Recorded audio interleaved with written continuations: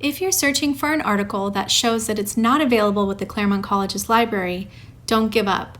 Simply use the Get This button found at the bottom of every record. For example, starting in Library Search, I'll do a search for coronavirus and cats, and then search in libraries worldwide. Then, I'll narrow my results by format. In this case, I'm looking for an article. Next, as I scroll, I might see an article that I need, but it doesn't give me the Access Online button. To get the item, simply click on the title, then scroll to the bottom and click on the gray Get This Item button. This will prompt you to sign into our Central Authentication System, also known as CAS, with your campus username and password.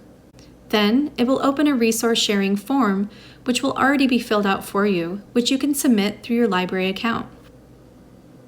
Your request is then sent to our Resource Sharing Division, also known as Interlibrary Loans, where a staff member will request a copy from an institution which has a sharing agreement with our library.